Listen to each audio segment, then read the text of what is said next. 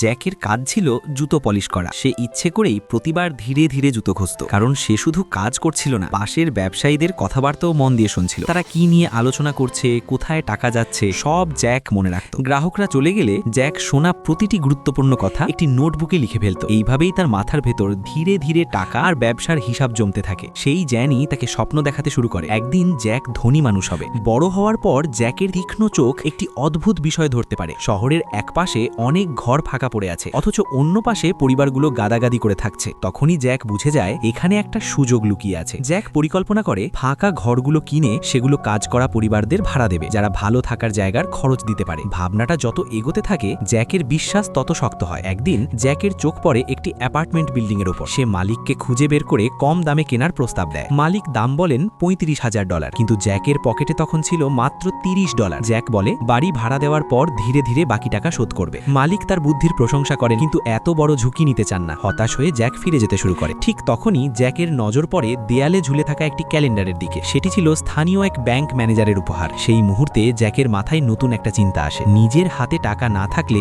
Bank থেকে loan নেওয়া যায়। জ্যাক সঙ্গে সঙ্গে মালিককে বিদায় জানায় এবং ক্যালেন্ডারে লেখা সেই ব্যাংকে চলে যায়। কিন্তু রিসেপশনিস্ট তাকে ম্যানেজারের সাথে দেখা করতে দেয় না। বাধ্য হয়ে জ্যাক ব্যাংকের দরজার কাছেই অপেক্ষা করতে থাকে। অফিস শেষে ম্যানেজার বের হলে জ্যাক দ্রুত এগিয়ে গিয়ে কথা বলে। নিজেকে সে বাড়ির মালিকের বন্ধু হিসাবে পরিচয় দেয়। জানায় তারা দুজন মিলে একটি ব্যবসায়িক চুক্তি করছে আর তার জন্য ব্যাংক থেকে $5,000 লোন দরকার। ম্যানেজার সব কথা শোনার পর শেষ পর্যন্ত না বলে দেয়। তবুও জ্যাক হাল ছাড়ে না। সে সেখান থেকে ফিরে আসে। সেই সন্ধ্যায় হঠাৎ করে বাড়ির মালিকের ফোন আসে। জ্যাক ভাবে এবার বুঝি সময় নষ্ট করার জন্য বকা খাবে, কিন্তু উল্টো মালিক জ্যাকের সাহসের প্রশংসা করেন। শুধু তাই নয়, তিনি ব্যক্তিগতভাবে তার লোনের গ্যারান্টার হতে রাজি হন। এই কথায় জ্যাক আবেগে ভেঙে পড়ে। তার লেগে থাকা চেষ্টা অবশেষে ফল দিয়েছে। প্রথম দিনেই জ্যাক সম্পত্তির দখল পেয়ে যায়। জ্যাক সঙ্গে সঙ্গে একটি ঘরের দরকার থাকা এক মহিলাকে ভাড়া দেয়। যেমনটা সে ভেবেছিল, চাহিদা ছিল অবিশ্বাস্য। অল্প সময়ের মধ্যেই জ্যাক আগের মালিকের বাকি টাকা শোধ করে দেয়। কিন্তু জীবন কখনো সহজ না হয়। যখন জ্যাক ব্যবসা আরো বড় করতে চায় আর লোনের জন্য আবার ব্যাংকের দরজায় দাঁড়ায়, সেখানেই এই গল্প থেমে যায়।